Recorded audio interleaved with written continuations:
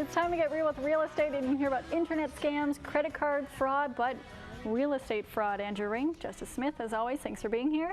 Thank you.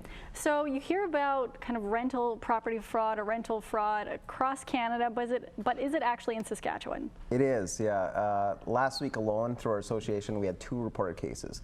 So this is something that is happening. You got to protect yourself if you're in the rental market. How the scam kind of works is legitimate property information often gets pulled from websites, and Craigslist or Kijiji ads get set up. Rent the property. Usually it's a good deal. You talk to the landlord, or who you suspect is the landlord. They want to meet you off site. They take a deposit. They don't even own the property. You might show up to move in and you find out that the house isn't even theirs to rent. Sneaky. Yeah. So there's that. There's lots of other scams as well out there.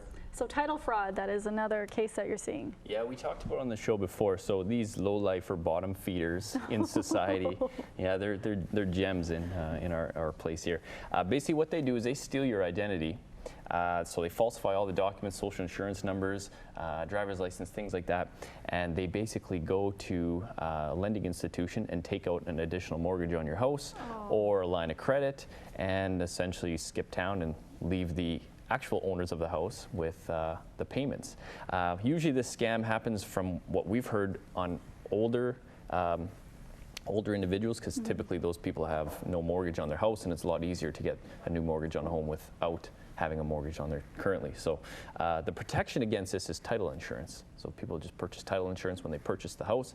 It's a very small fee, covers against this type of fraud. Some great tips, and man, you're right, bottom feeders, not the best thing. So home equity fraud is another thing? Yeah, again, low lights, they tend to prey on the vulnerable. So if you're maybe in a cash crunch, maybe facing foreclosure, someone comes and presents you with a way out, and they give you an option. Maybe it's a debt consolidation.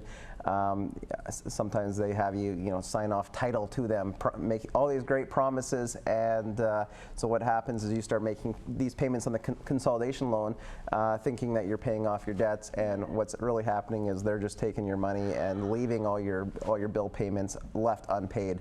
So just make sure Better Business Bureau is there to protect you. There's lots of bona fide debt consolidation companies. We know a few, but yeah, beware. Man, a lot of slime out there. 2 things. Great color today, by the way. Blue's a great choice. Secondly, there's also home improvement scams. We didn't have time to get to it, but if anyone wants more information or some nice, honorable, trustworthy guys, how can they contact you? www.propertypartnersrealty.com.